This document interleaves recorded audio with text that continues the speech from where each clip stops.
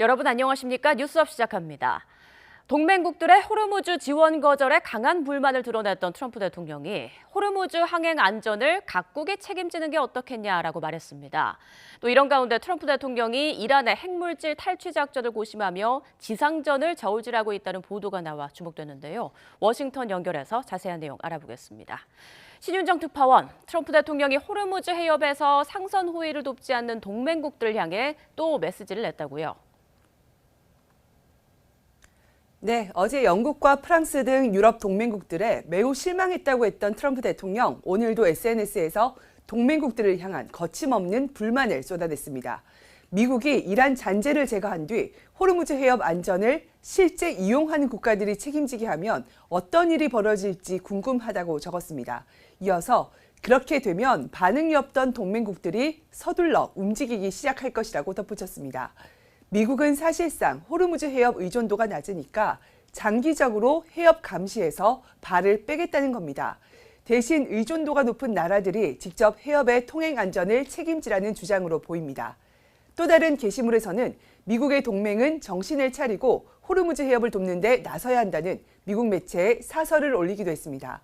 유럽 동맹 대부분이 반대하는 상황에서 트럼프 대통령이 호르무즈 해협 파병을 계속해서 요구할지는 불분명한 상황인데요. 이런 게시물들을 보면 어떤 식으로든 대이란 군사작전에 동참하고 해협 안보에 역할을 해야 한다는 생각은 여전한 것으로 보입니다. 백악관도 트럼프의 공개 발언과 달리 루비오 국무장관과 헤그세스 국방장관 등이 동맹에 많은 역할을 해달라고 설득하고 있다고 밝혔습니다.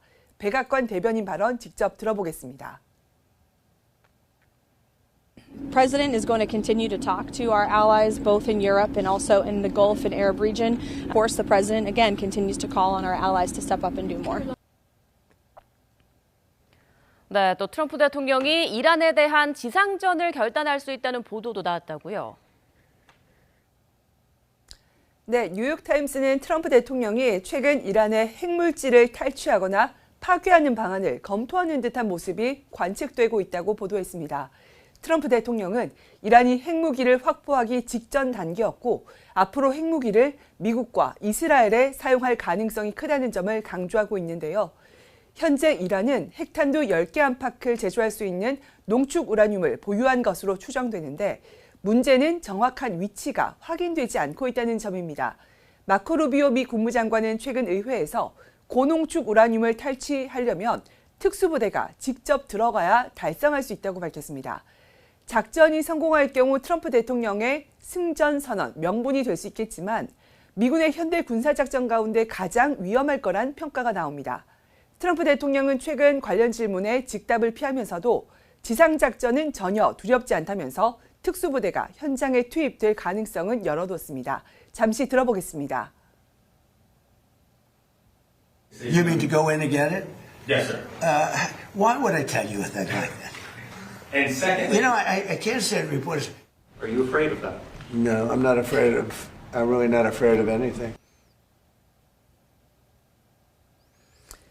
이런 가운데 해병대원 2,500명을 태우고 중동으로 이동 중인 미군 상륙함이 이번 주말 호르무즈 해협에 도착할 것으로 보입니다. 이란의 핵심 석유 시설이 있는 하르그 섬을 점령하기 위한 상륙 작전에 나설 거란 전망도 커지고 있습니다.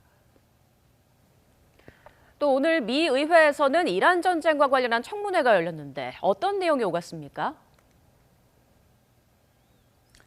네, 미 연방 상원 청문회는 이란의 핵 개발이 미국 등 전 세계에 임박한 위협인지를 평가하기 위해 미국 정보당국 수장들을 한자리에 모아놓고 열렸는데요. 털시 게버드 국가정보국장은 위험 여부를 판단하는 건 미 정보기관의 책임이 아니라면서 트럼프 대통령이 판단할 문제라고 답했습니다. 그러면서 지난해 6월 미국의 이란 핵시설 공격으로 이란의 핵 프로그램은 초토화됐고 이후 재건 시도가 없었다고 말했습니다. 게버드 국장은 현재 이란 정권이 여전히 유지되고 있는 것으로 보이지만 크게 약화된 상태라고 평가하면서 이란의 재래식 군사력 투사 능력은 대부분 파괴됐고 선택지는 제한적이라고 밝혔습니다. 청문회에서 CIA 국장은 이란의 미사일 개발이 통제되지 않을 경우 미 본토까지 도달할 수 있는 미사일을 개발할 수 있었다고 위험성을 강조했습니다. 지금까지 워싱턴에서 YTN 신윤정입니다. 이란 최대 가스전인 사우스 파르스와 이와 직결된 이란 남서부 해안 아살루에의 천연가스 정제시설 단지가 이스라엘의 폭격을 받았습니다. 이란이 보복을 예고하면서 국제유가는 한때 110달러대를 돌파했고 원달러 환율도 1,500원 선을 넘어섰으며 뉴욕 증시도 동반 하락했습니다. 뉴욕에서 이승윤 특파원입니다. 이란 최대의 가스전인 사우스 파르스와 이란 남서부 해안 아살루에의 천연가스 정제 시설 단지가 이스라엘의 폭격을 받았습니다. 이란 언론은 사우스 파르스 가스전 광구가 이스라엘이 쏜 발사체에 맞아 불이 나 가동이 중단됐다고 전했습니다. 미국 매체 악시오스는 이스라엘이 미국과 조율을 거쳐 사우스 파르스 가스전을 공격했다고 전했는데 이스라엘의 이란 에너지 시설 공격은 처음입니다. 이란은 통제 불능의 결과를 초래할 것이라며 사우디아라비아와 아랍에미리트, 카타르의 에너지 시설을 공격하겠다고 경고했습니다. 이후 실제로 세계 최대 규모의 LNG 수출 터미널과 가공시설이 몰려있는 카타르의 라스라판 지역을 공격했습니다. این هشدار قاطع و خط و نشان برای جنایتکارانی است که تعرض به بخشی از زیرساخت‌های سوخت و انرژی ایران در جنوب کشور داشتند. 카타르와 아랍에미리트, 오만은 이번 공격에 대해 위험한 긴장 고조 행위라고 규탄했습니다.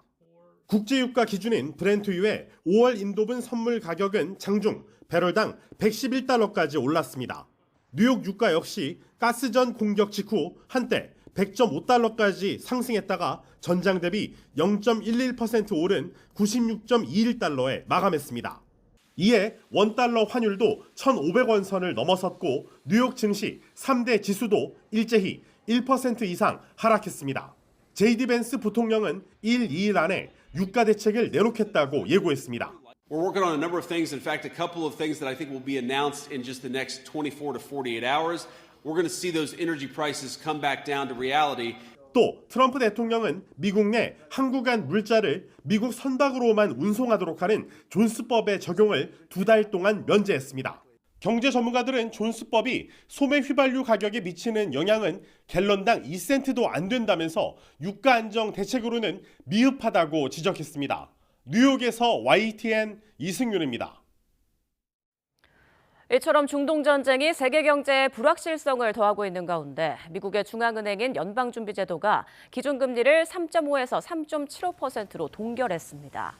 연준은 연방공개시장위원회 FOMC 정례회의에서 찬성 11표, 반대 1표로 기준금리를 그대로 유지하기로 결정했습니다. 연준은 지난해 9월과 10월, 12월에 0.25%포인트씩 3차례 연속 기준금리를 내렸지만 올해 들어 지난 1월에 이어 연속으로 기준금리를 동결했습니다. 연준은 기준금리 발표문에서 중동 상황의 전개가 미국 경제에 미칠 영향이 불확실하다고 평가했습니다. 다카이치 산하의 일본 총리가 호르무즈 해협의 군함 파견을 요청받은 나라 가운데 처음으로 트럼프 대통령과 대면합니다. 다카이치 총리는 정상회담을 위해 미국으로 떠나기 전 할 수 없는 건 못한다고 확실하게 전달하겠다 이렇게 밝혔습니다. 도쿄에서 이승배 특파원입니다. 트럼프 미국 대통령에게 군함 파견 청구서를 받은 일본. 정상회담 출국 직전까지도 명확한 답변은 하지 않았습니다. 확실한 정부 입장이 뭐냐는 야당 질문에 다카이치 총리는 이렇게 답했습니다. 日本の法律に従ってできることはできるけどできないことはできない。それをしっかりとお伝えするつもりですし。 그러면서 만약 자위대를 보낸다면 정전이 조건이라고 말했습니다. 自衛隊の安全確保がしっかりとなされる中でしか自衛隊を軽々に送るわけにはいかないと。そういったことはしっかりと申し上げておきたいと思います。 발언만 봤을 때는 당장은 군함을 보내기 어렵다는 뜻으로 해석되지만 정확한 내막은 알 수 없습니다. 일본 정부 내에서는 이번 정상회담에 대해 최악의 타이밍이지만 피할 수 없다는 목소리가 나오고 있습니다. 법적 테두리 안에서 미국을 지원할 그야말로 묘수가 필요한 상황. 요미우리 신문은 다카이치 총리가 딜레마에 빠졌다고 보도했습니다. 현지에선 다카이치 총리가 결국 정치적 스승인 아베 전 총리 방법을 택할 거라는 관측이 나오고 있습니다. 자위대 군함을 보내기는 하지만 조사 연구 명목으로 파견하는 방안입니다. 도쿄신문은 미국에 협력하는 자세를 보일 수 있고 위험한 장소에서 활동하는 것도 피할 수 있다고 평가했습니다.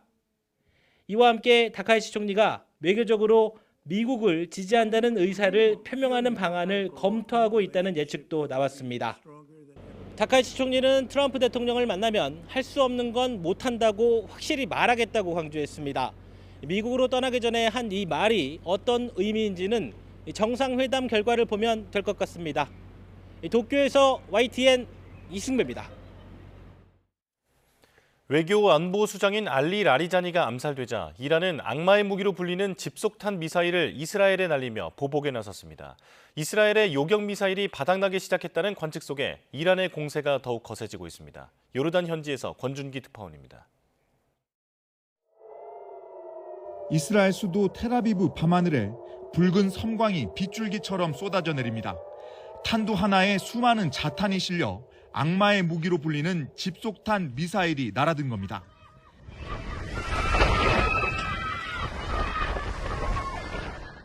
이란 국영TV는 알리 라리자니를 암살한 데 대한 보복이라며 집속탄 미사일이 이스라엘 중심부의 방공망을 뚫었다고 자축했습니다. 이스라엘에선 100개 이상 군사안보 시설이 표적이 되면서 피해가 속출했고 민간인 사망자 2명도 나왔습니다. היה ריח של שריפה, ראינו אש, ירדנו למטה, ראינו שהכל פה מפוצץ.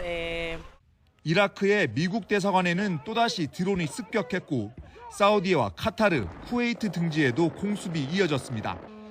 페제시키안 이란 대통령은 순교자들의 피로 손을 물들인 테러리스트에게 가혹한 복수를 가하겠다고 경고했습니다.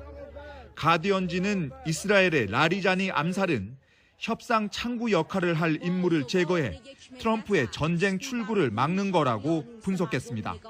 이스라엘은 레바논 중심부 타격에 나서며 전선을 더욱 넓혔습니다.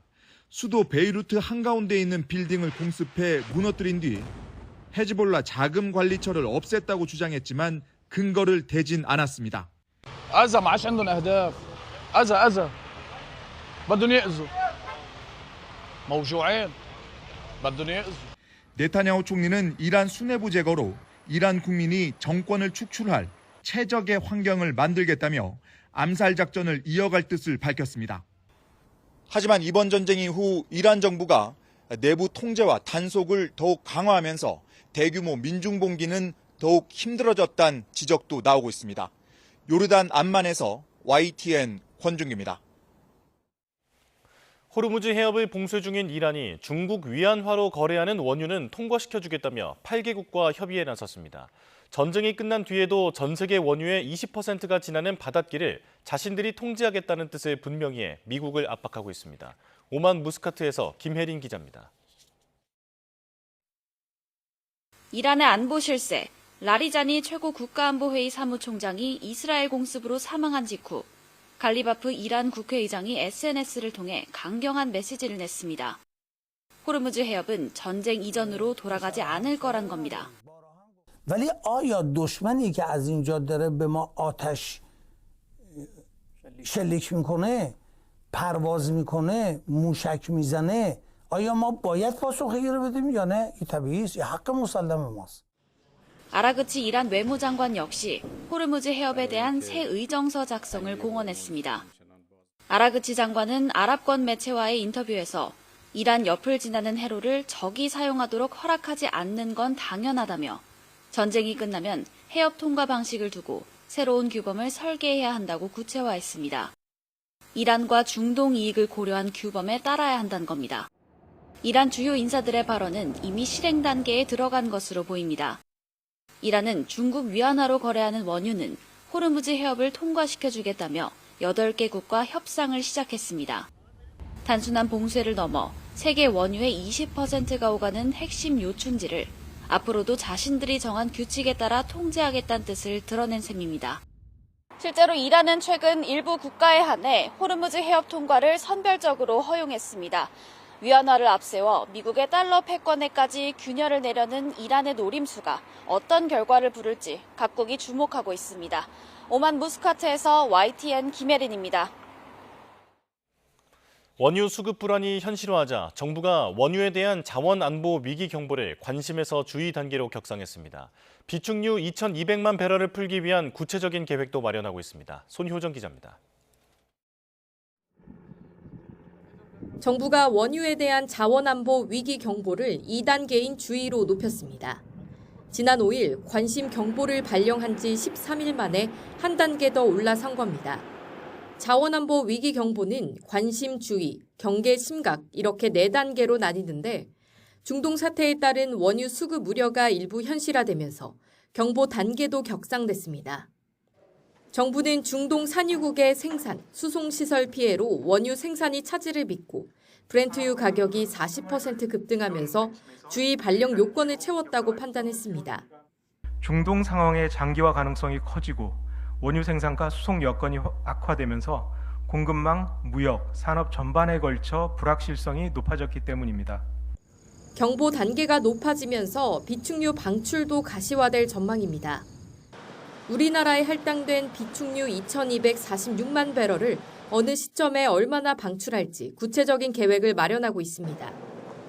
산업통상부 관계자는 정유사 재고와 국내 원유 수급량을 지켜보고 있다며 이에 따라 구체적인 방출 시기와 물량을 결정할 것이라고 전했습니다.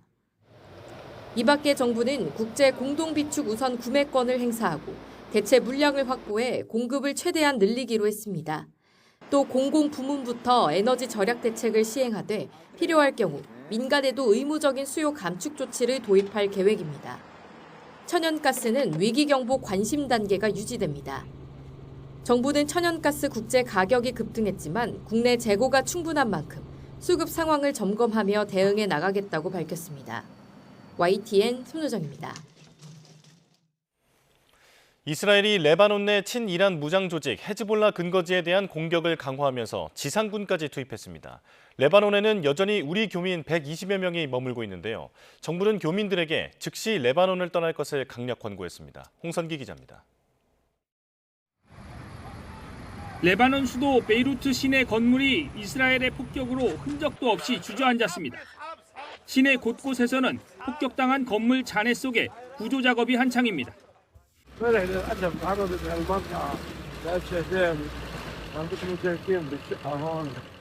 이스라엘은 친이란 무장 조직 헤즈볼라의 근거지라며 레바논에 대한 공격을 강화하고 있습니다.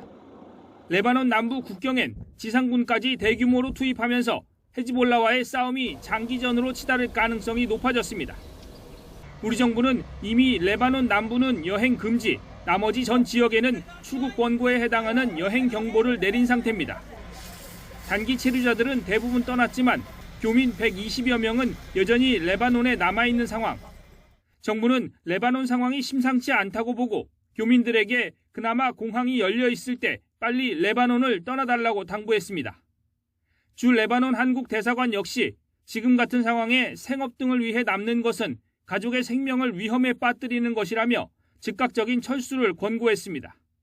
그러면서 지금 떠나지 않으면 정부가 안전을 도모하기 어려울 수도 있다며 상황의 심각성을 전하기도 했습니다.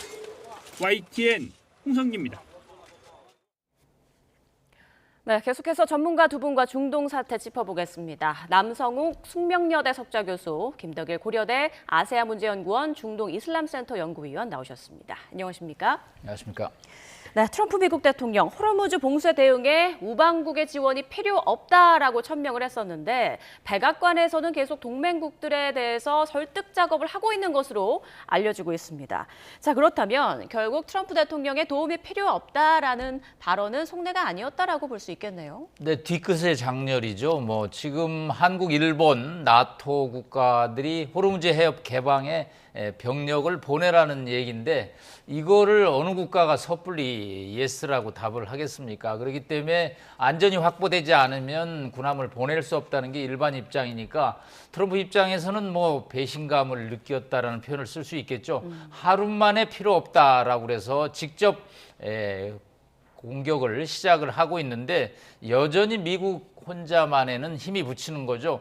호르무즈 해협을 개방하기 위해서는 기뢰도 제거해야 되고 또 군함이 들어가서 이란의 미사일 기지를 공격해야 되는데 이런 건 여전히 미국 혼자 힘으로는 어렵죠. 사실 지금 미국 군함들이 조금 호르무즈 해협에서 멀리 떨어진 상태에서 작전을 하고 있거든요. 네. 그러면 다른 국가의 선박들은 그보다 근접해서 이란 쪽을 공격을 해야 되는데 위험이 뭐 불가피하죠. 그렇기 때문에 트럼프 대통령 하루는 필요 없다, 하루는 또 필요하다.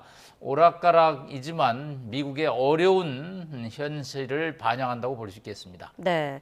자, 뭐 어제 미 대테러 수장이 양심 선언을 한 것도 그렇고 안팎으로 지금 사면 초과에 빠져 있다. 이런 평가가 나오고 있는데 트럼프 대통령 이런 글을 올리기도 했습니다. 미국이 이란 잔재를 제거한 뒤에 호르무즈 해협 안전을 실제 이용하는 국가들이 책임지게 하면 어떤 일들이 벌어질까? 동맹국들을 압박하는 그런 발언으로 들리는데 어떻게 해석하십니까? 네, 그렇습니다. 이제 미국 같은 경우에는 상대적으로 호르무즈 해협에 대한 이용이 좀 적은 편이고 오히려 이제 특히나 이제 동아시아 국가들 얘기하는 것 같죠. 이제 한국이라든가 일본 같은 이제 동맹국들을 압박하는 모양새로 볼 수 있겠습니다. 네. 그리고 저는 제가 봤을 때 이게 일종의 좀 동맹을 테스트하는 게 아닌가 느낌을 받았던 게 실제로 이런 연합 호위 선단이 구성하기까지는 상당한 시간이 걸릴 것으로 보입니다. 이를테면 어느 국가들이 참여하고 그 국가들이 모여서 파병이 되고 또 거기서 훈련을 하고 하면은 제가 봤을 때는 한 달 이상 훨씬 더 걸릴 것 같은데 트럼프 대통령은 제가 봤을 때는 4월을 넘기지 않을 것 같은 모양새입니다. 이 전쟁을. 그런 점에서 제가 봤을 때는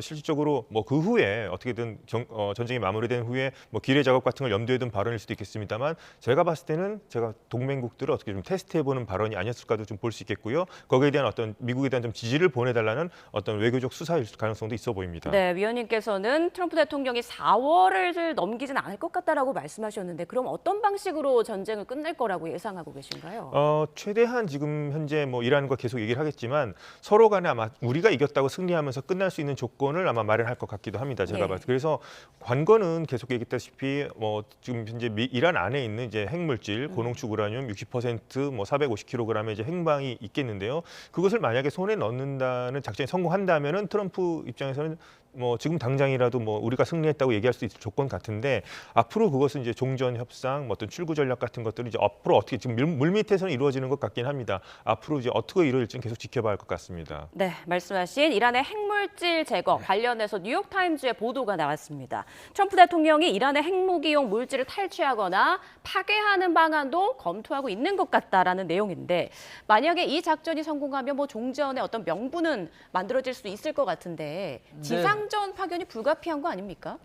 지상전 파견하고 또 핵무기 물질 파괴는 상당히 이게 다른 차원의 또 문제입니다. 예. 사실은 트럼프 대통령이 뭐 2주 남겨놓고 일종의 이란 공격을 결정한 거기에 이제 영어 단어로 임박한이라는 단어를 씁니다. 핵 위협이 임박해 있기 때문에 공격을 한다. 사실 전쟁 개시의 명분은 매우 복잡합니다. 뭐 이스라엘의 요청도 있을 테고 또 이란 핵 위협이 실전으로 다가온다라는 측면이 있지만 그래도 전쟁을 개시하기 위해서는 상당한 명분이 필요한데 결국은 이제 핵물질을 내세웠기 때문에 핵물질 450kg 우리 김덕일 박사께서 얘기한 대로 그거를 뭐 파괴하거나 탈취를 한다면 우리가 이겼다라는 승리 선언을 할 수 있는데 예. 과연 그게 그렇게 간단한 일이냐는 거죠. 이게 지상군 파견이 이루어지면 미군 살상이 상당한 수준으로 늘어날 수밖에 없습니다. 지금 그래도 워싱턴의 언론이 트럼프 대통령에 대해서 그렇게 비판적이지는 않은 이유가 미군의 살상이 지금 20명 내외 정도로 파악이 되기 때문에 그래도 우호적인 측면이 있지만 만약에 지상군 파견이 돼서 100단위의 사망자가 난다면 그때는 언론도 트럼프 대통령에 대해서 우호적이지 않을 것이기 때문에 아무리 종전을 위해서 서두르다 그래도 지상군 파견은 다른 문제고 폭격을 통해서 금 박사님 얘기한 450km를 파괴했다고 선언을 할 수는 있겠죠. 그걸 누가 지금 가서 컨펌을 확인을 하겠습니까? 예. 그런 차원에서 아마 한 3주 앞으로 4주가 이 전쟁의 고비가 되지 않을까 봅니다. 네, 이런 상황에서 다카이치 사나이 일본 총리가 트럼프 대통령과 곧 회담을 하게 되죠. 일본 내부에서도 최악의 타이밍에 미국에 갔다. 뭐 이런 우려 섞인 목소리가 나오는 걸로 알려져 있는데 이번에 대면했을 때 트럼프 대통령이 파병 요청, 파견 검토를 다시 한번 적극적으로 꺼내들지 그리고 다카이치 총리는 어떤 식으로 대응할지가 지금 최대 관심입니다. 어떻게 예상하세요? 이것이 이제 우리 입장에서는 오히려 좀 잘된 부분이 있죠. 일단 일본이 먼저 매를 맞는 수순이 되겠으니까요. 그래서 제가 봤을 땐 다카이치 총리의 그 전에 어떤 얘기들을 들어봤을 때는 아마도 파병 쪽을 할 것 같긴 한데 지금 일본 같은 경우에는 이제 평화 헌법이라는 것도 있고 이것이 과연 집단적 자위권에 해당되느냐에 대한 논란도 있을 겁니다. 그래서 다카이치 총리 같은 경우도 이제 국내 여론을 의식하지 않을 수 없는 상황인데요. 이제 계속해서 겉으로는 이제 노라고 말할 수 있다고 얘기는 합니다만 또 트럼프 대통령을 만나는 순간 또 어떻게 갑자기 또 입장이 바뀔 수도 있는 거고요. 미일 정상 간에 뭐 만나서 뭐 어떤 입장을 발표하지 않더라도 예를 들어서 트럼프 대통령이 예를 들어서 또 글을 쓰는 걸 좋아하지 않습니까? 뭐 일본의 결정을 환영합니다. 뭐 이렇게 나오면 일본이 파병한다는 뜻이 될 수도 있겠고요. 그래서 우선은 아직까지 협상이 주 정상이 만나지 않은 상황이기 때문에 한번 지켜봐야 되겠습니다만 제가 봤을 때는 상당히 제가 봤을 때는 적어도 이 전쟁에 대해서 일본은 뭐 지지하는 방향을 표명한다든가 파병한다고 해도 아마도 우리나라도 마찬가지겠습니다만 지금 당장은 좀 힘들기도 하고요. 어느 정도 전쟁과 어떤 이란의 공격이 좀 잠잠해진 틈이 된다면 그때 어떤 뭐 기뢰 제거법 같은 거는 뭐 참여할 수 있지 않을까 그 정도로 한번 생각해 보겠습니다. 내일 결과를 알 수 있을 텐데.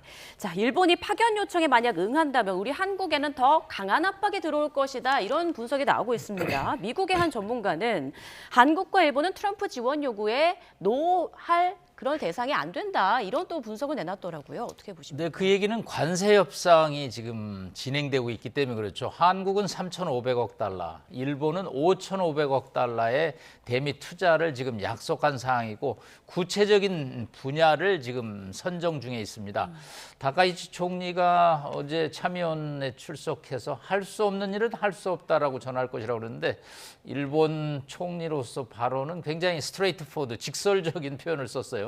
일본 사람들 협상할 때 절대 속내를 직접적으로 드러내는 발언을 안 하는데 어제는 이제 그만큼 의원들의 질의가 많았기 때문에 입장을 직설적으로 표명을 했습니다. 자, 그렇지만 일본이 과연 미국의 요구에 노를 할 수 있느냐에 관해서 저는 그렇지는 않다고 봅니다. 일본 입장에서는 2013년에 아베 총리의 어떤 행동을 벤치마킹하지 않느냐. 그 당시도 이제 파병 요청을 받았는데 연구 조사 목적으로 파견한다는 목적을 썼습니다. 평화헌법에 따라서 전쟁에 참여할 수 있는 일본의 국내 현실과 미일 동맹이라는 요구를 절충하는 거죠.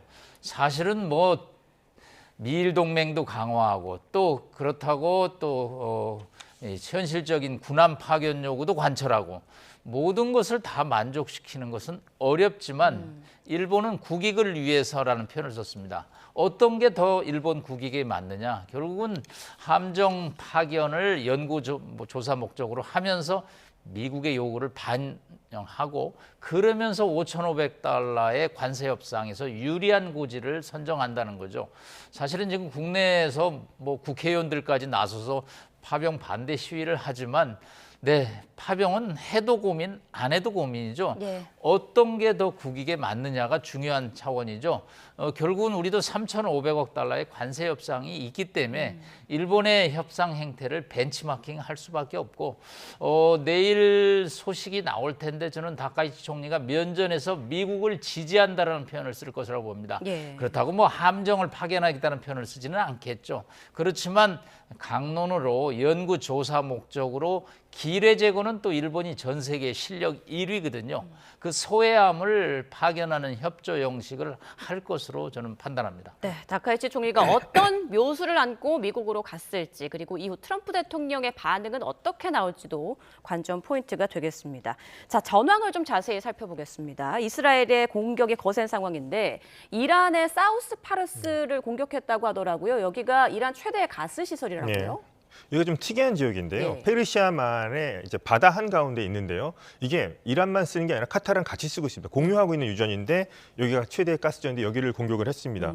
이거는 이제 이스라엘이 그동안은 공격 시설이 핵시설, 뭐 탄도미사일 발사대라든가 이런 군사 시설에 한정됐다면 이번에는 이제 뭔가 이란의 경제 시설까지도 이제 가스, 에너지 인프라까지도 공격했다는 점에서 또 새로운 또 국면으로 접어들었다 볼 수 있겠고요. 이것에 대해서는 이제 카타르 역시도 이제 같이 공유하는 그 가스전이기 때문에 이제 민감할 수밖에 없고 예. 역시나 이란도 지금 카타르의 에너지 시설을 좀 공격한 걸로 나오고 있습니다. 그래서 이런 점에서 봤을 때는 이제 본격적으로 이란도 각국의 이제 그동안은 선을 지켜왔었죠. 근데 정유 시설이나 가스 시설까지도 공격할 수 있는 그런 계기가 된 것 같아서 상당히 좀 우려하고 있습니다. 이러다가 석유에 이어서 가스 가격까지 오르는 건 아니냐 이런 우려의 목소리도 나오던데요. 네, 그렇습니다. 이런 이제 서로 간에 보복을 하게 되면 예. 가스시설이 이제 공격을 받게 돼서 이제 파괴가 되면 이것을 다시 이제 복구하고 생산할 때까지 또 시간이 걸릴 거라고 보기 때문에 당분간은 또 이제 가스 가격이 오르는 것까지도 제가 봤을 때는 좀 우려해야 될 좀 상황까지 좀 접어든 게 아닌가 생각해 봅니다. 네, 이런 가운데 아랍권과 이슬람권의 외무장관들이 리야드에 모여서 이란 공격에 어떻게 대응할지 논의를 했다고 합니다. 자, 이러다가 혹시 걸프 국가들이 우리 이제 본격적으로 군사 행동에 나서자 이렇게 나오는 거 아닌가 이런 우려의 목소리가 또 나옵니다. 네, 이거는 어저께 사우디가 공격받은 것이 굉장히 빌미가 됐다라고 봅니다. 예. 사우디는 사실은 뭐 이스라엘과도 관계가 원만했고 또 뭐 이란과도 관계가 크게 나쁘지는 않았습니다. 그런데 자국의 어떤 정유 시설이 공격받는 데 대해서 사우디도 목소리를 낼 수밖에 없고요. 카타르 역시 마찬가지고 아랍에미레이트는 아주 일찌감치 손을 들고 미국을 지원하겠다라고 입장을 밝히고 있습니다. 그렇기 때문에 이 중동 국가, 걸프 국가들이 반이란 전선을 선언하는 것이 아니냐. 다만 이제 직접적으로 이란에 대해서 공격을 하기 시작하면 오히려 또 피해가 이 국가에 집중되기 때문에 행동을 어느 정도까지 나갈지는 조금 더 지켜봐야 되지 않겠나.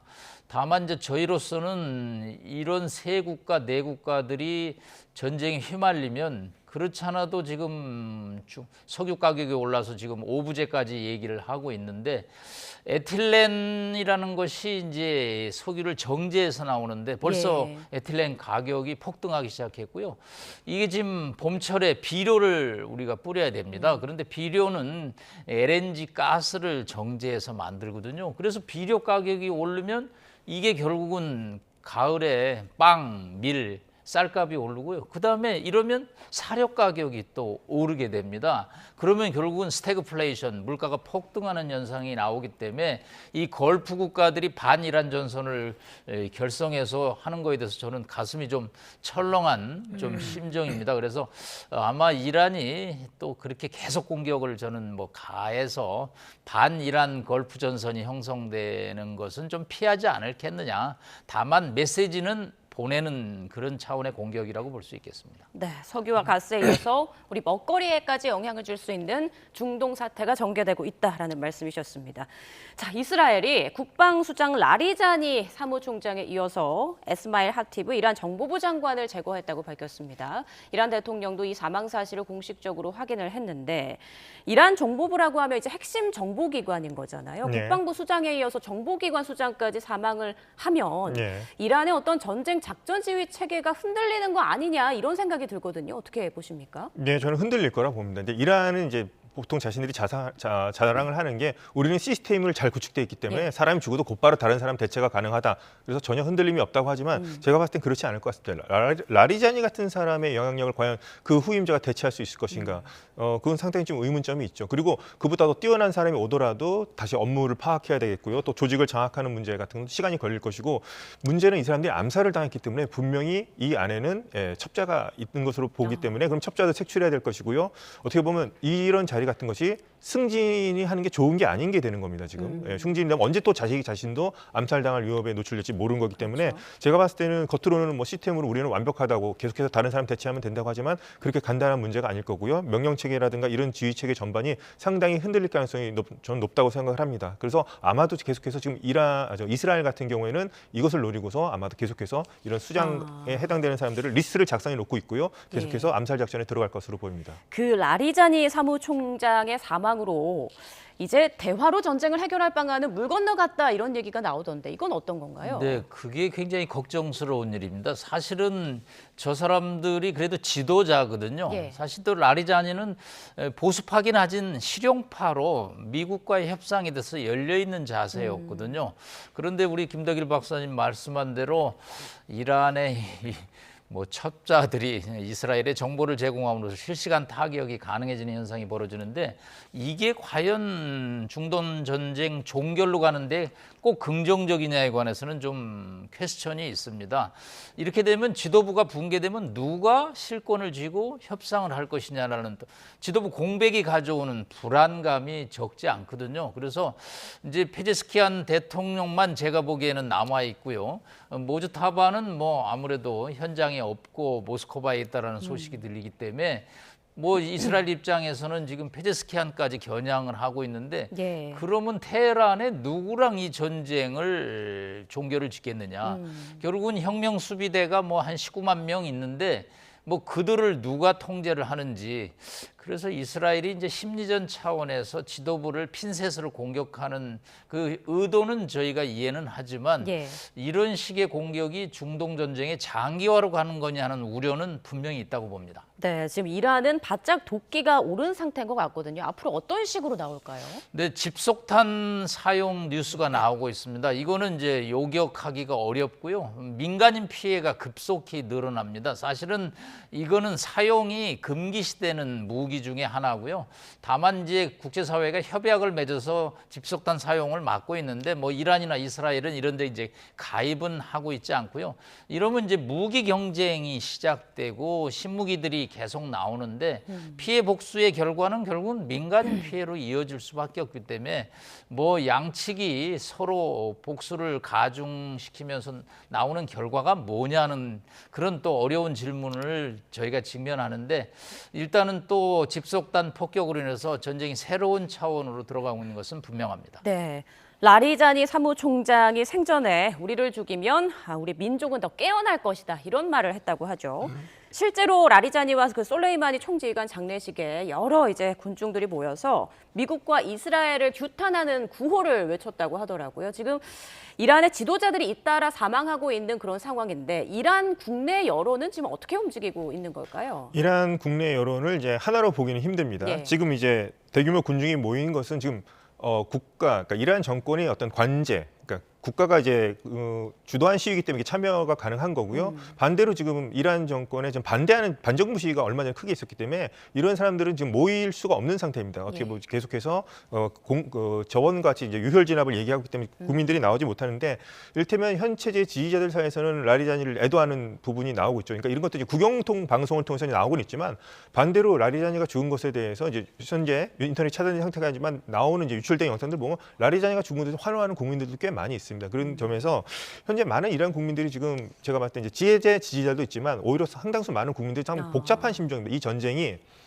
미국과 이스라엘 공격에 의해서 자신들이 위험성도 느끼고 있고 얼마 전에 초등학교에서 어떤 사고가 있어서 그렇죠. 가슴이 아프기도 한데 예. 반대로 이 신정 체제가 계속 유지되기를 바라지는 않는 그런 복잡한 심정이 있습니다. 이란의 많은 또 반정부 시위에 참여했던 사람들 같은 경우에는 그래서 제가 봤을 때 이란 내 여론을 하나로 보기는 힘들고 여러 가지로 이제 나눠져 있고 그 중에서 이제 텔레비전에 나온 것은 이제 정부 촉 시각을 반영하는 그런 독재 정권의 특징이라고 보시면 될 것 같습니다. 네, 네타냐후 이스라엘 총리는 지금 이란 국민들의 정권 축출의 기회를 주고 있다 이렇게 말을 했는데 아까 그 강경 진압 말씀해 주셨잖아요. 네. 지금 이란의 민중 봉기가 일어날 가능성이 있을까요? 어떻게 보세요? 현재 이스라엘 공격 목표 중에 지금 바뀐 것 중에 하나가 바시즈라고 하는 주민들을 감시하고 통제하는 그 지역 단위의 어떤 민병대들이 있습니다. 이곳을 집중적으로 사람들까지 타격하는 이제 핀셋 타격을 하고 있는데요.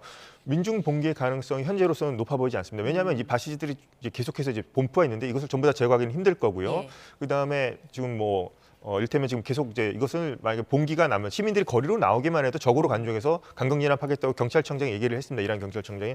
하지만 이제 봉기의 가능성은 낮지만 아주 없다고는 볼 수 없는 게 이를테면 시위에 어떤 진압하는 사람들의 병사의 어떤 것들이 발포 명령 같은 하위 이직에 있는 사람 같은 경우는 발포 명령 거부하는 순간이 올 수도 있거든요. 예. 대표적으로 뭐냐면 1979년에 팔라비 왕정 똑같이 이슬람 혁명으로 무너뜨릴 때 그때 팔라비 왕정의 군대들이 시위대를 향해서 발포 명령을 거부하면서 급속도로 무너지는 사건이 있었거든요. 그런 점을 봤을 때 이란 현재 뭐 상당히 공고해 보이고 신정 체제가 이제 거미줄처럼 짜여 있다고 하지만 만에 하나라도 그런 일이 벌어진다면 의외로 또 쉽게 어느 순간 갑자기 무너질 수 있습니다. 물론 가능성은 낮은 얘기긴 하지만 그래서 현장에 있는 어떤 하급 지휘관이나 일반 병사들이 어떻게 행동하냐에 따라서도 또 바뀔 수 있다. 그래서 그런 점을 아마도 지금 제가 봤을 때 뭐 이스라엘이 그걸 노리는 것 같은데 현재성 가능성이 낮지만은 없다고도 보기는 힘들 것 같습니다. 네, 이스라엘이 이란 고위급 인사들을 계속 제거하고 있어서 앞으로 모조타바는 몸을 당분간 계속 숨기지 않을까 이런 전망이 또 나오고 있습니다.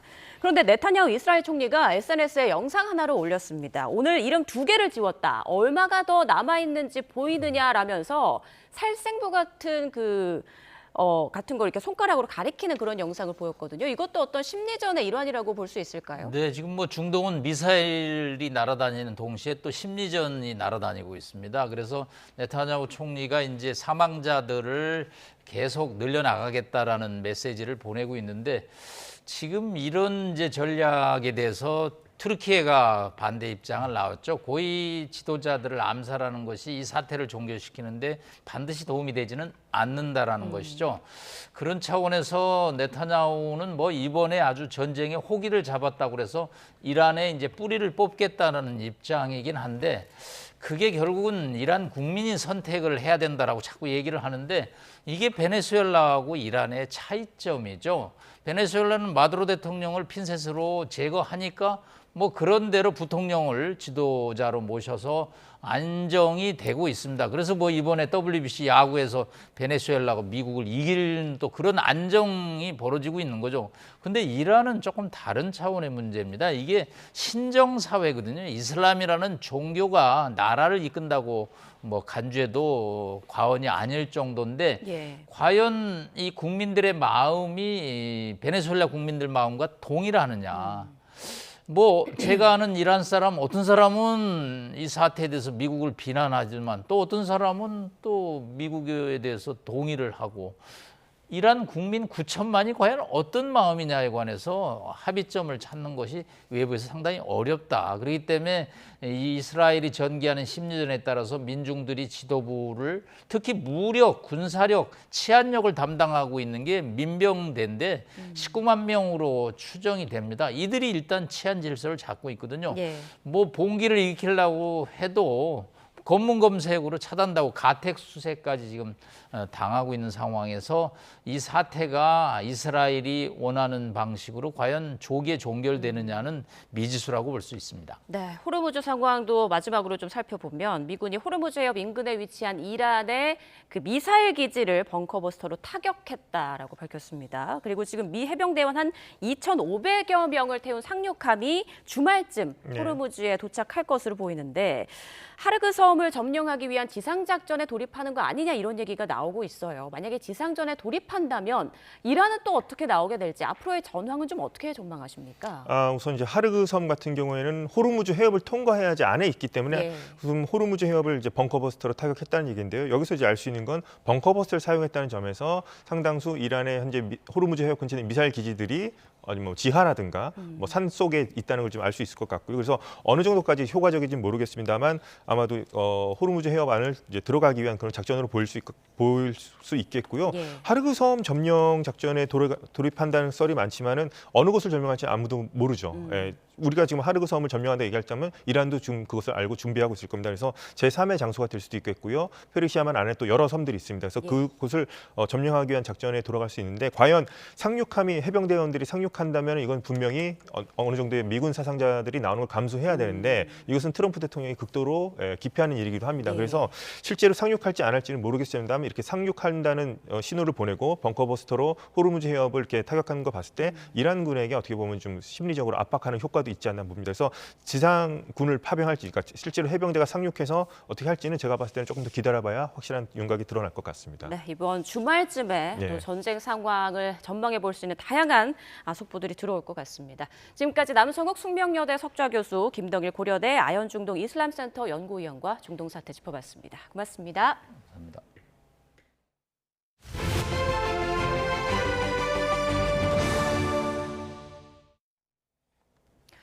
다음 소식입니다. 여론조사 대납 의혹으로 재판을 받고 있는 오세훈 서울시장이 자신을 기소한 민중기 특검에 대해 법 왜곡죄 고소를 검토하고 있다고 밝혔습니다. 명태균 씨와의 법정 대면은 증인으로 소환된 명 씨가 불출석하면서 성사되지 못했습니다. 이미혜진 기자가 보도합니다. 오세훈 서울시장이 여론조사 대납 의혹 재판에 출석하면서 민중기 특검팀에 대한 고소를 검토하고 있다고 밝혔습니다. 특검의 악질적인 수사로 피해자와 가해자가 뒤바뀌었다며 법 왜곡죄로 심판을 받아야 한다는 겁니다. 사기의 범행 일체를 자백했던 명태균과 강혜경, 이 두 사람은 기소를 하지 않고 그 사기 범행의 피해자들만 기소를 한 악질검사, 민중기 특검, 이 사람들 처벌받아야 됩니다. 오 시장은 지난 2021년 서울시장 보궐선거를 앞두고 명태균 씨에게 부탁해 10차례 여론조사를 받고 그 비용 3,300만 원을 자신의 후원자인 김한정 씨에게 대신 내도록 한 혐의로 재판에 넘겨졌습니다.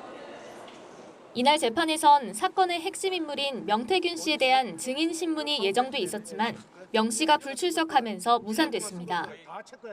전날 자신의 재판으로 피곤해 기차를 놓쳤다는 이유에서였습니다.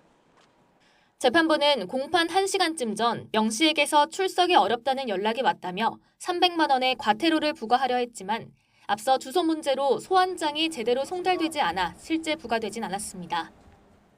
재판부는 오는 20일과 다음 달 3일 명 씨를 다시 부른다는 계획인데 오 시장과 명 씨의 진술이 엇갈려 특검이 대질신문까지 한 만큼 두 사람의 첫 법정 대면에 관심이 쏠립니다. YTN 임혜진입니다. 검찰이 김용현 전 국방부 장관 변호인에 대해 법정에서 소란을 일으킨 혐의로 구속영장을 청구했습니다. 앞서 권 의원 변호사는 재판장의 퇴정명령에 불응해 감치 20일을 선고받았지만 집행기간이 만료되며 무산됐습니다. 안동준 기자의 보도입니다. 김용현 전 국방부 장관 변호인인 이하상 권 의원 변호사는 지난해 11월 각각 감치 15일을 선고받았습니다. 재판부의 퇴정명령을 거부하고 소란을 피웠다는 이유였습니다. 바로 안 나가시면 감시합니다. 자, 감시합니다. 하지만 이들은 인적사항 미비를 이유로 풀려났고 같은 날 유튜브에서 재판부를 원색적으로 비난하는 발언을 해 논란이 일었습니다. 이진관이 너무 죽었어 이거. 여러분들 이진관이가 벌벌벌 떠는 걸 보셨어야 돼요. 이후 재판부는 감치 재판에서 해보자는 거냐고 발언한 권 변호사에게 감치 5일을 추가로 선고했습니다. 이어 대법원 법원행정처는 이들을 법정 모욕과 명예훼손 등 혐의로 경찰에 고발했습니다. 검찰은 경찰이 신청한 권 변호사에 대한 구속영장을 검토한 뒤 이를 법원에 청구했습니다. 이 변호사는 지난 2월 감치 집행이 완료된 것과 달리 권 변호사는 소재 파악이 되지 않아 감치 집행이 무산됐다는 점을 고려한 것으로 풀이됩니다. 검찰은 영장 실질심사에서 권 변호사의 발언과 행위에 대해 단호한 대응이 필요하다는 점을 강조할 걸로 보입니다. YTN 안동준입니다. 3살배기 딸을 학대해 숨지게 한 뒤 시신을 유기하고 무려 6년 동안 감춘 30대 친모와 과거 연인이 경찰에 붙잡혔습니다. 죽은 딸이 초등학교에 입학할 나이가 되자 전 남자친구의 조카를 자신의 딸로 둔갑시켜서 입학 서류를 꾸미기도 했는데요. 출석을 미뤄오다 결국 범행이 발각됐습니다. 윤혜리 기자입니다. 한 남성이 편의점에 들어와 유유히 물건을 고릅니다. 1시간 뒤 경찰이 분주하게 맞은편 건물로 뛰어들어갑니다. 지난 16일 밤 9시 반쯤 경기 시흥시에 있는 숙박업소에서 30대 남녀 2명이 경찰에 붙잡혔습니다. 좀 이따가 이제 경찰분이 오셔가지고 이제 이런 사람 찾는다 해가지고 툭 한지 2시간 만에 잡아가신 거예요. 30대 여성 A씨는 지난 2020년 2월 자신의 집에서 3살배기 딸을 학대해 숨지게 한 혐의를 받습니다. C씨는 당시 연인이었던 30대 남성 B씨가 자신의 집 인근 야산에 묻은 것으로 확인됐습니다. B씨는 등산로에서 몇 발자국 떨어져 있지 않은 바로 이곳에 아이 시신을 유기했습니다. 피해자로 추정되는 C씨는 무려 6년이 지나서야 백골 상태로 발견됐습니다. 범행은 아이가 초등학교에 입학할 나이가 지나면서 들통났습니다. 이미 죽은 딸의 입학을 한 차례 미뤘던 A씨는 올해 1월 취약 통지서를 받자 B 씨의 조카를 자신의 딸로 속여 학교에 입학 서류를 냈습니다. 지난 3일 개학식에 오지 않은 것을 이상하게 여긴 학교에서 연락하자 다음 날 B 씨의 조카를 데리고 가 현장 체험학습을 신청하기도 했습니다. 그런데 그날 이후로 또다시 아이가 등교하지 않자 지난 16일 학교에서 친모 A 씨를 신고했고 경찰은 추적 끝에 숙박업소에 숨어있던 두 사람을 검거했습니다. 경찰은 이들을 상대로 구속영장을 신청하고 구체적인 학대 경위와 사망 원인을 조사하고 있습니다. YTN 윤혜리입니다. 또 안타까운 사건 사고들이 있었습니다. 고속도로를 달리던 화물차에 바퀴가 빠지며 반대편 차선 버스를 덮쳐 운전기사가 목숨을 잃었습니다. 울산 울주군에선 일가족 5명이 숨진 채 발견됐습니다. 황보혜경 기자입니다. 버스 운전석 쪽 유리창이 뻥 뚫렸고 주변 유리는 거미줄처럼 금이 갔습니다. 어제 오후 3시 50분쯤 경기 평택시 서해안 고속도로 서울 방향을 달리던 화물차 바퀴가 빠지는 사고가 났습니다.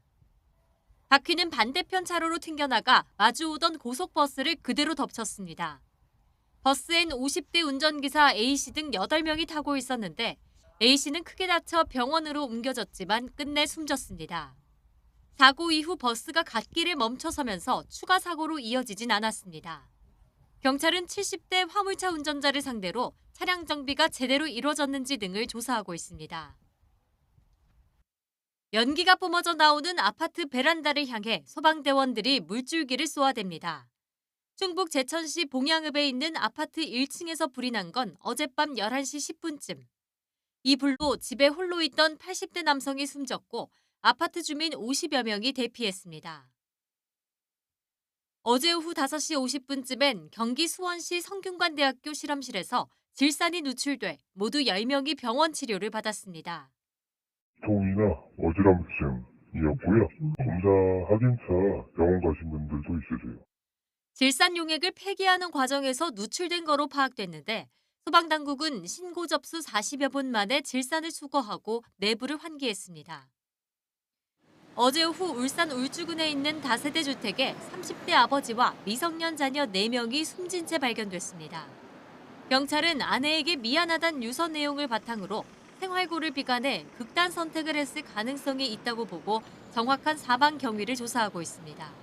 YTN 황보혜경입니다. 뉴욕타임스의 한 기사 제목입니다. 아메리카 언론. 미국은 혼자라는 뜻으로 현재 미국이 처한 상황을 표현한 건데요. 트럼프 미국 대통령이 줄곧 강조해왔던 아메리카 퍼스트, 즉 미국 우선이라는 구호에 빗대 외톨이가 된 현 상황을 비꼰 겁니다. 트럼프 대통령은 일단 큰 소리를 치고 있는데요. 자신이 내민 참전 청구서에 동맹국들이 난색을 표하자 SNS에 누구의 도움도 필요 없다며 자신감을 드러냈습니다. 말은 이렇게 했지만 동맹국 가운데 어느 누구도 선뜻 손을 내미지 않는 모습에 속내는 복잡해 보이는데요. 오늘은 SNS에 해협을 이용하는 나라들이 각자 안전을 책임지면 어떻겠냐고 뒤끝을 보이기도 했습니다. 트럼프 대통령의 최측근인 린지 그레이엄 상원 의원은 대통령이 이렇게 화난 건 본 적이 없다며 경로 사실을 전하기도 했습니다. 미국이 외톨이가 된 상황, 외신들은 어떻게 보고 있을까요? 워싱턴 포스트는 그린란드를 거론했습니다. 유럽이 트럼프 대통령이 그린란드를 빼앗으려 시도했던 충격에서 벗어나지 못하고 있다는 거죠. 월스트리트 저널은 세계가 미국과의 관계를 정리하려 하는 것은 힘의 남용 탓이라고 비판하는 인터뷰 기사를 싣기도 했습니다. 관세로 힘자랑하다 부메랑을 맞게 됐다는 거죠.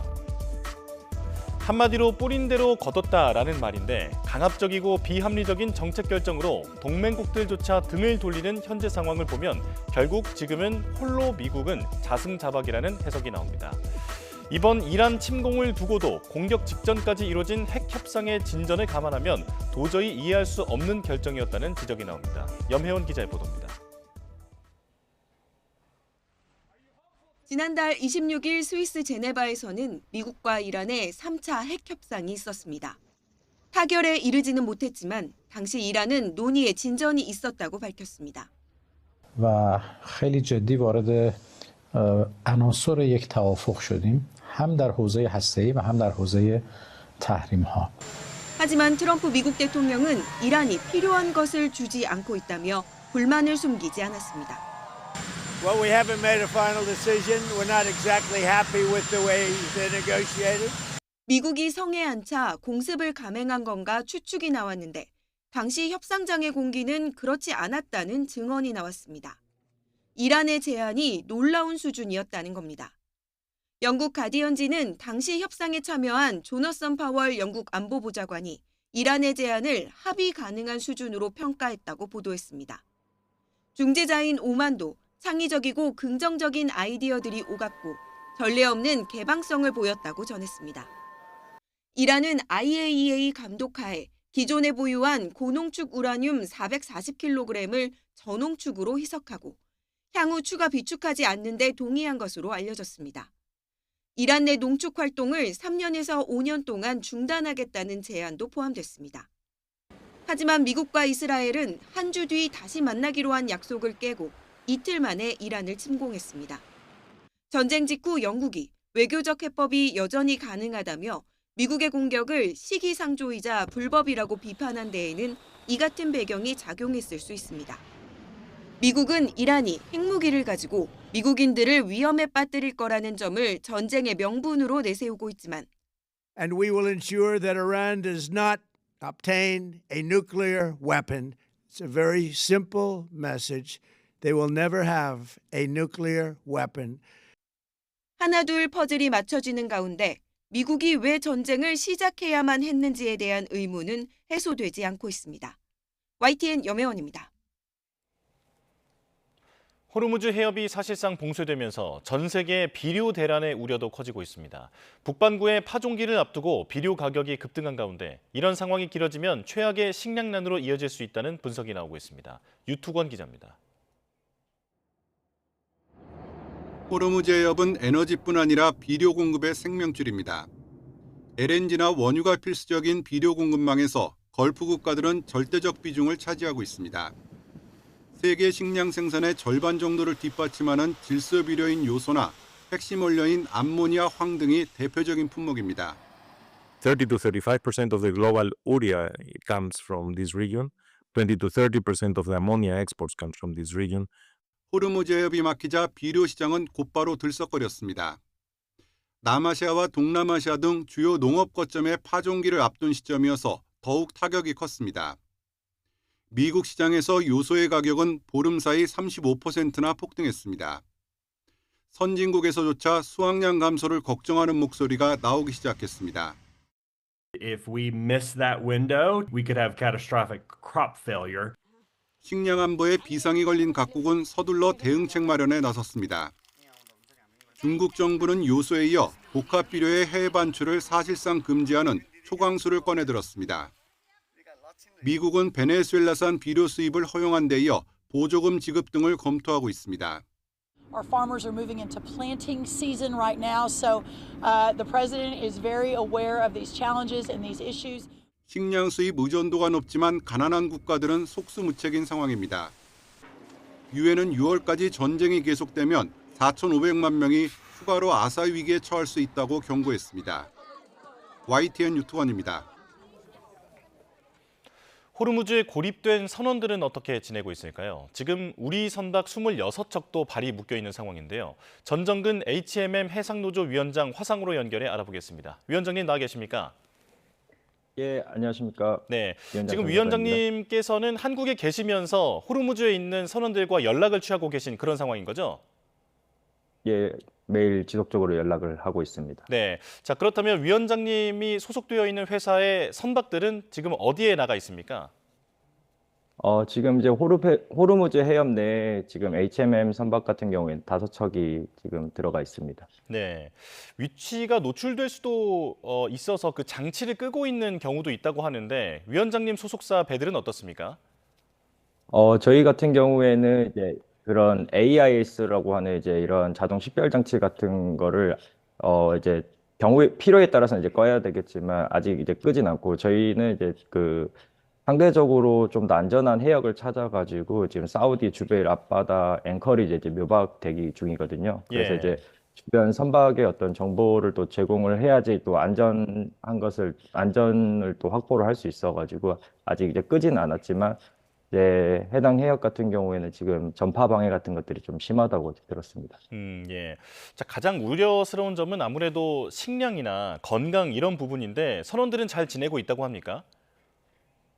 아직까지는 그래도 이제 잘 지내고 있긴 한데요. 지금 일단 좀 이런 식량이나 물품 이게 또 부족해질까 봐 또 그런 것도 걱정을 좀 하고 있습니다. 예. 식량은 미리 싣고 갔던 분량 외에 다르게 또 구할 수 있는 방법이 있습니까? 저희 같은 경우에는 지금 이제 해양수산부나 그 회사 측이 이제 조사했을 때는 또 그 26척의 선박이 이제 30일치 이상을 이제 보유하고 있다고 했는데 일부 이제 부족한 선박에 대해서는 현지 업체 통해서 보급을 하고 있습니다. 그런데 이제 이게 그 중동 같은 경우에도 수출입 의존도가 높다 보니까 현지 물가가 지금 벌써 2배 이상 뛰었고 현지 사재기 현상도 이제 벌어지기 때문에 계속 확보를 할 수 있을지는 미지수입니다. 예. 그나마 다행히도 현지 업체를 통해서 먹을 것은 보급을 받을 수 있다라고 하면 그 의료는 어떻게 되는지 궁금한데 만약에 배 위에서 아프거나 크게 다친다면 어떻게 해야 하는 상황입니까? 이게 저는 제일 이게 걱정인 상황입니다. 이제 실제 그 맹장이나 어떤 질병 또 안전사고로 인한 그 승무원들이 다쳤을 때 그 현지에서는 이 의료 지원이 어느 정도 수준까지 될지는 너무 저도 이제 불투명하다 보니까 제발 지금 머무르는 그 시간 동안에는 그런 일이 벌어지지 않기를 또 바라면서 있습니다. 예. 지금은 의료적인 어떤 문제가 발생했을 때 대응책이 마땅치 않다라는 말씀이신데요. 자, 그 이란이라든지 주변국들이 한국 선박에 대한 위협을 가하거나 그런 경우가 있습니까? 아직까지 이제 한국 선박에 대해서 이제 공격을 하진 않았습니다. 그래서 이제 그나마 불행 중 또 다행이라고 생각을 하고 있습니다. 예. 자, 하지만 그 주변의 선박들이 불타거나 했던 경우들도 저희도 보도를 통해서 전해드렸기 때문에 안전이 걱정되는데 아찔한 순간들도 상당히 많이 있다고요. 예, 맞습니다. 지금 이제 지금 영상 속에 이제 나오는 것처럼 보면 저희가 이제 전쟁이 발발하고 나서 UAE 동쪽은 그나마 상대적으로 나을 거라고 좀 생각을 했었는데 지금 이제 그 UAE 동쪽 후자이라 묘박지 근처 같은 경우에는 이제 또 공격을 받기도 하고 그리고 이제 이란이 석유 한 방울도 이제 못 하겠다고 하다 보니까 이런 석유 저장고라든지 항만 보안 시설이라든지 이런 걸 또 집중 타격을 하려고 하니 이제 상대적으로 굉장히 이제 불안해지고 있습니다. 예. 지금 화면을 통해서 나가고 있는 그런 영상들은 그 현지에 있는 선원들이 보내준 영상입니까? 예, 맞습니다. 거기에 예. 이제 그 묘박 대기하면서 이제 그 승무원들이 찍어가지고 이제 보내주신 예. 사진, 그 조금 영상입니다. 전에 아랍에미리트의 어떤 동쪽 지역은 그나마 안전하다라고 판단해서 그쪽으로 선박이 가 있다라고 말씀을 하셨는데 점점 그 안전 구역이 사라지고 있는 그런 느낌이거든요. 현재 분위기는 어떻다고 합니까? 사실 이제 그 UAE 동쪽은 그래서 이제 상대적으로 괜찮을 거라 생각했는데 이제 위험한 구역은 또 안전한 구역은 이제 없다고 보고 있고요. 그리고 이제 지금 실제 또 문제는 그 호르무즈 해협 내에 갇혀 있는 26척이 이제 또 어떻게 나중에 이제 나오는가 아니면 또 승무원들이 송환을 요청을 했을 때 어떻게 또 송환을 할 것인가 이런 것들이 이제 문제고 그리고 이제 상황이 좀 나아져야 되는데 상황이 지금 더 이상 나아지지는 않는 것 같습니다. 예. 다른 나라 선박들과도 소통이 된다고 합니까? 다른 나라 이제 선박들하고는 사실 이제 우리 VHF라고 해가지고 선박별로 교신을 할 수 있는 게 있긴 합니다만 이제 그런 걸로 해가지고 어떤 교신보다 지금 선박 인터넷을 통해서 이제 뉴스로 접한다거나 어떤 주변 상황에 대한 정보를 이제 제공해 주는 것을 가지고 이제 판단을 하지 주변 선박하고의 어떤 그런 건 없습니다. 그렇군요. 그런데 이란이 지금 중국 위안화를 통해서 원유를 거래하는 선박은 통과를 시켜주겠다라고 하면서 8개국과 협상 중이다라고 하는데 이런 분위기가 그 선원들에게는 어떻게 다가오고 있습니까?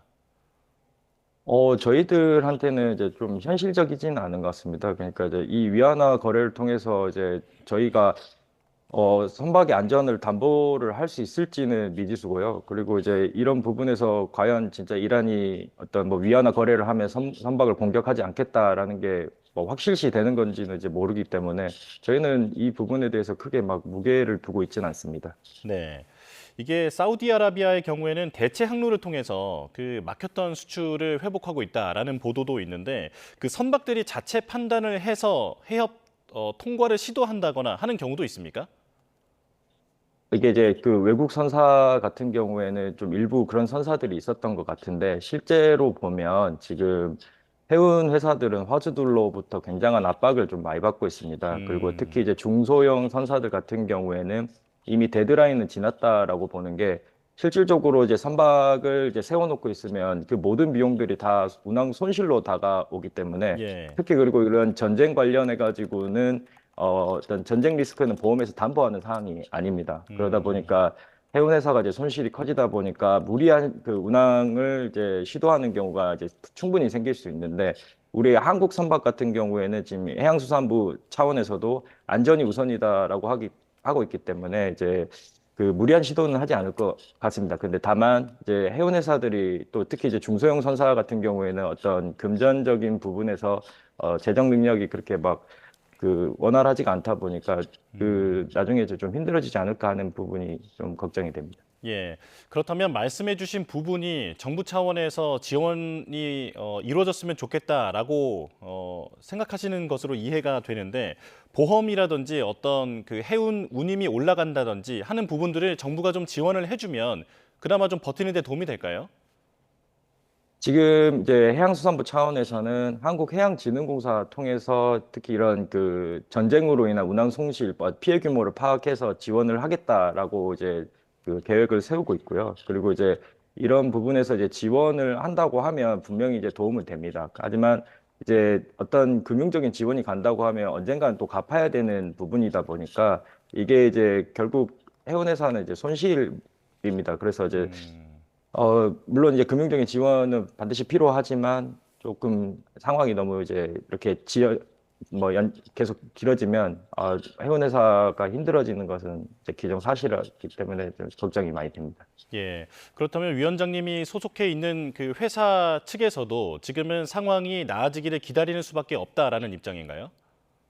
예, 맞습니다. 지금 실질적으로 들어가 있는 선박들 같은 경우에 상황이 호전되기 전까지는 할 수 있는 것이 없고, 그리고 이제 트럼프 대통령이 이제 뭐 호송 선단을 운영을 하겠다라고도 이제 했지만 사실 그 과거에 이 호송 선단이라는 거는 그 해적 위험으로부터 그 호송하는 걸 막 생각하기 쉬운데 지금은 이제 미사일이 날아다니고 자폭 드론이 날아오는 상황에서의 그 호송은 그때의 상황하고 비교가 되지 않습니다. 그래서 저희는 이제 상황이 나아지는 것 외에는 크게 좀 할 수 있는 게 없어서 좀 답답하기도 합니다. 예, 현지 선원들이 잘 지내고 있는지에 대해서 그 구체적인 질문 한 가지만 더 드리겠습니다. 이제 현지 보급이 그래도 이루어지고는 있다라고 말씀하셨는데 이게 어떤 방식으로 그 배의 물자가 전달이 되는 건지도 궁금하고요. 그리고 그 부분이 공격받는다거나 하는 염려는 없는지 어떻게 파악하고 계십니까? 저희가 이제 그 묘박이라고 해서 닻을 내리고 그 이제 그 공해상에서 대기를 하고 있는데 이제 그 선박의 어떤 통선 같은 것들을 작은 이제 그 배를 보내 가지고 그 주부식을 보급을 할 수 있습니다. 예. 하지만 이제 지금 이제 그 이란 같은 경우에는 어떤 무차별로 주변국을 공격하고 또 그 선박을 또 대상으로 자폭 드론을 날리기도 하다 보니까 실질적으로 이제 저희 선박들이 그 대상이 되지는 않을까 하는 이제 현재 이제 그런 불안감이 좀 있습니다. 네, 알겠습니다. 다행히 아직까지는 우리 선원들에게 큰 일은 없지만 상황은 상당히 위태롭다 이렇게 이해가 되는군요. 자, 지금까지 전정근 HMM 해상노조 위원장과 함께했습니다. 위원장님 고맙습니다. 감사합니다.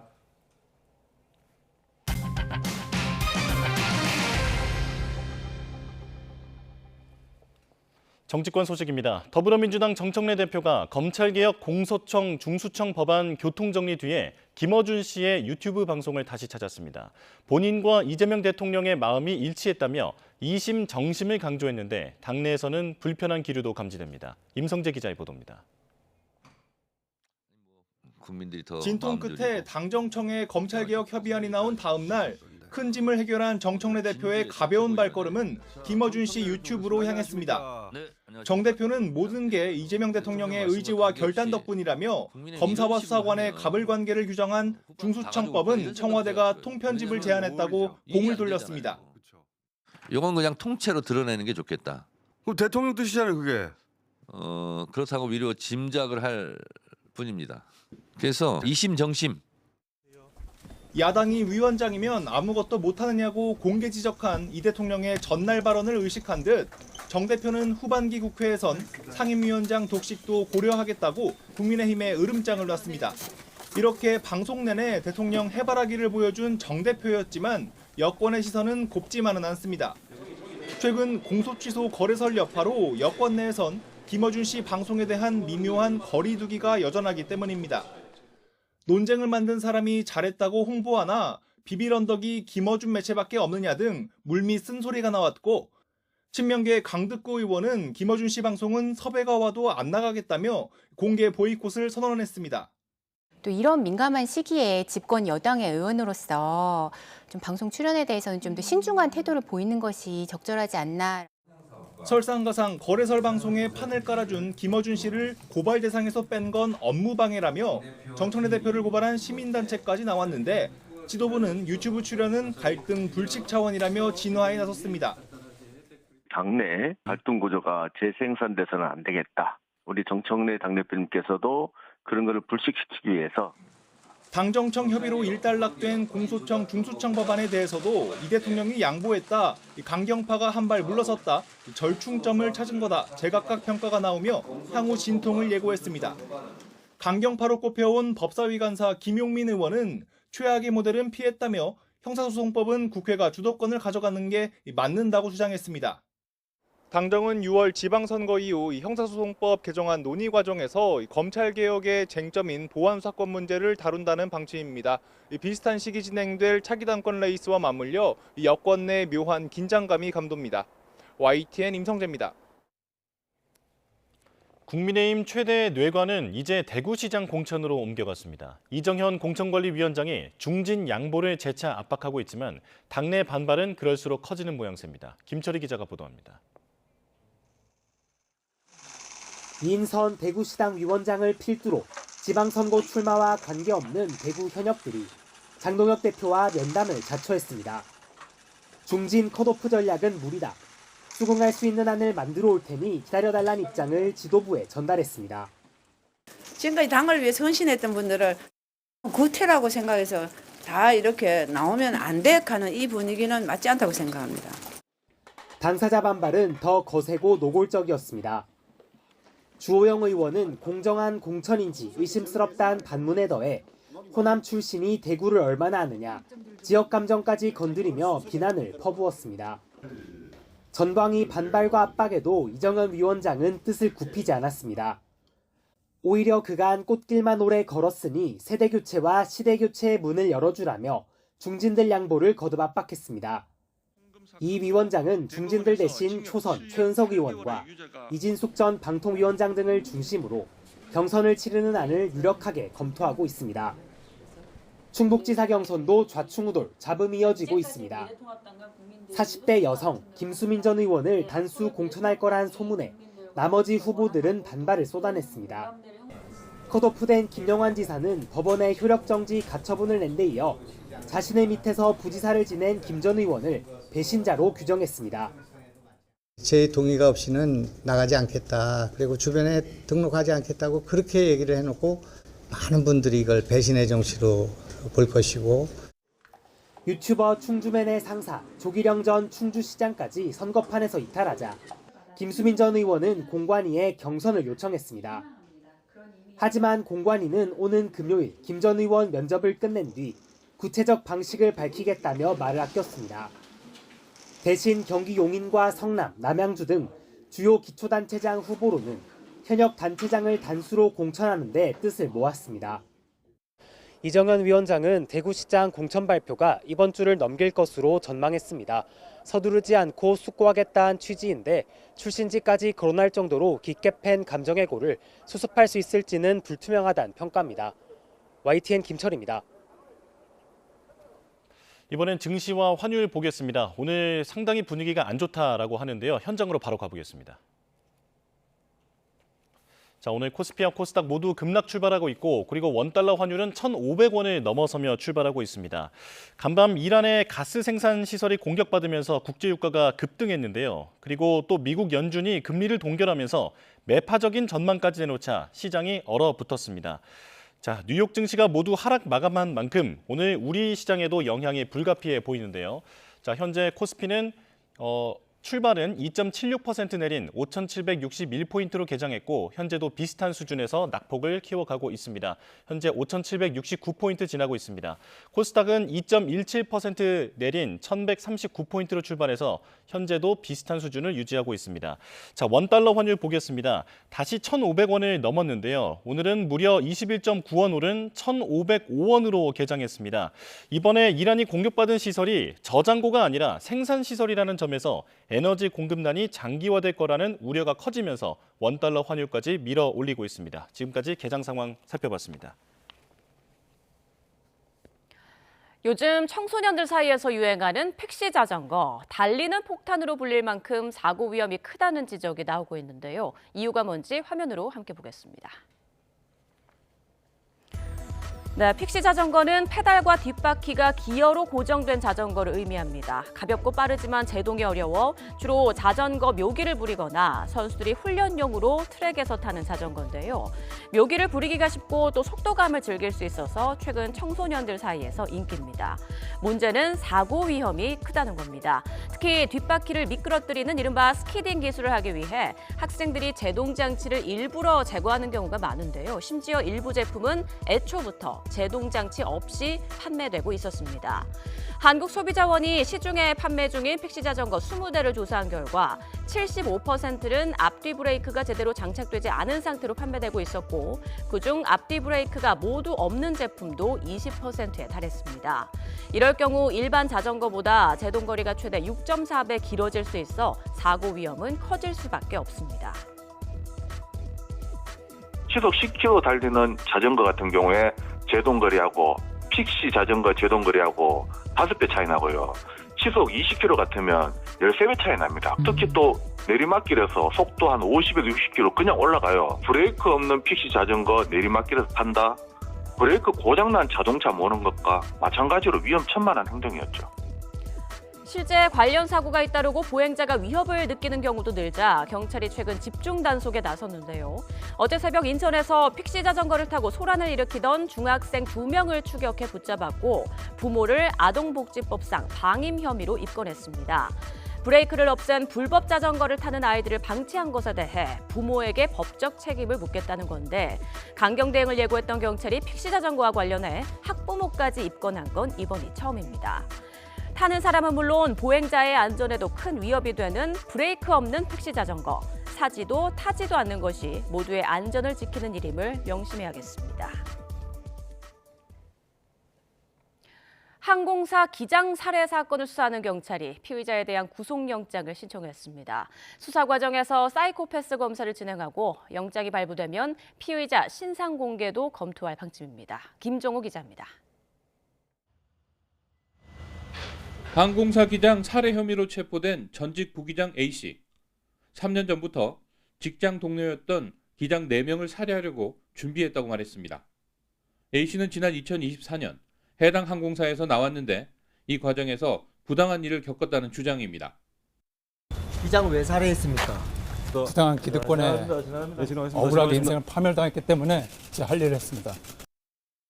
몇 달 동안 A씨는 공항에서부터 피해자를 몰래 따라다닌 것으로 경찰이 파악했습니다.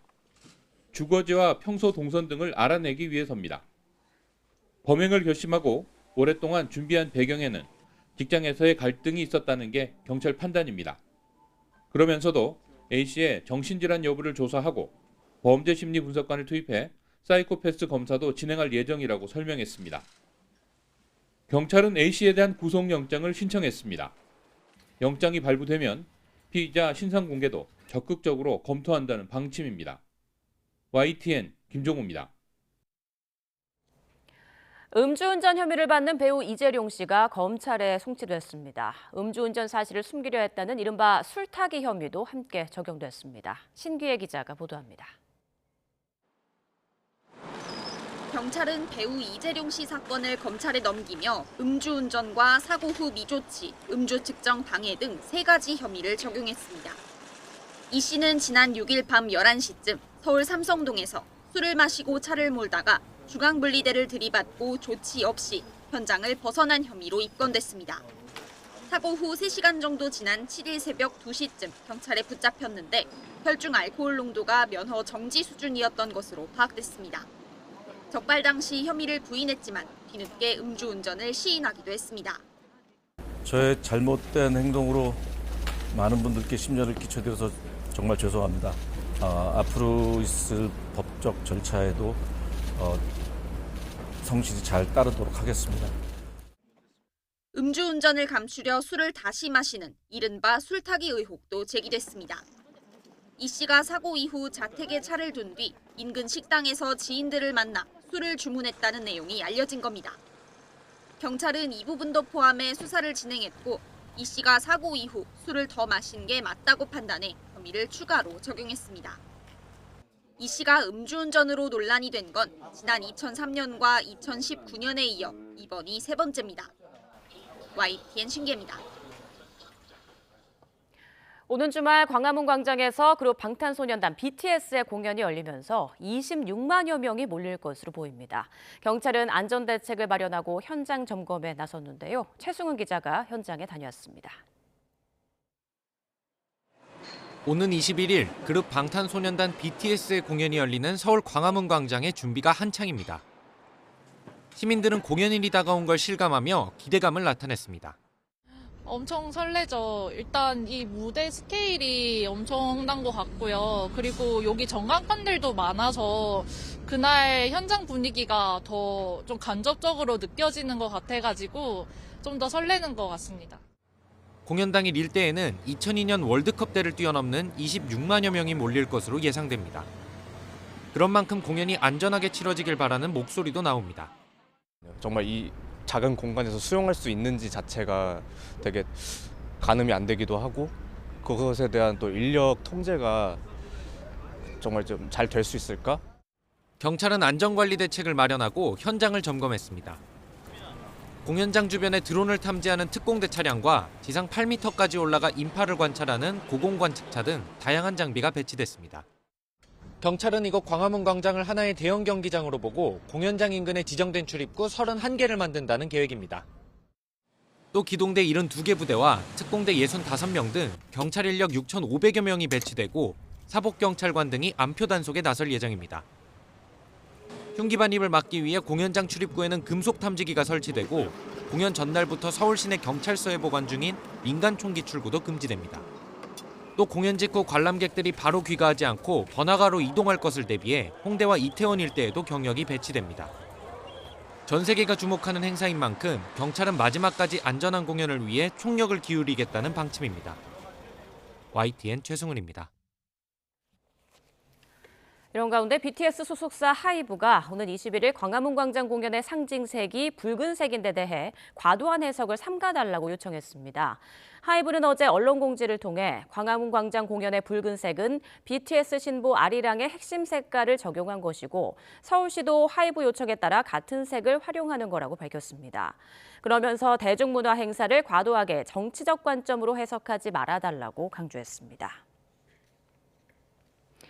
프로야구 두산의 양의지가 올해 연봉 42억 원을 받아 역대 2위를 기록했습니다. 2023 시즌을 앞두고 두산과 FA 계약을 맺은 양의지는 팀의 셀러리캡 운영 전략에 따라 계약 마지막 해에 최고 수준의 연봉을 받게 됐습니다.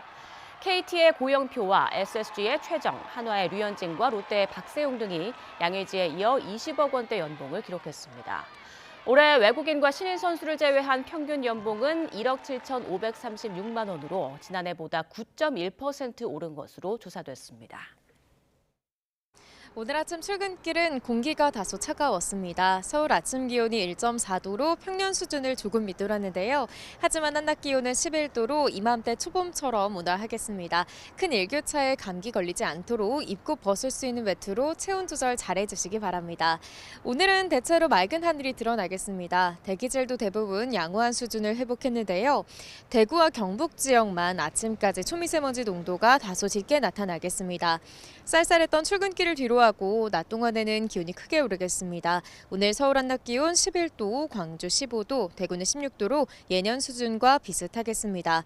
절기춘분이 내일부터는 날이 더 포근해지겠지만 계속해서 일교차가 크게 벌어질 전망입니다.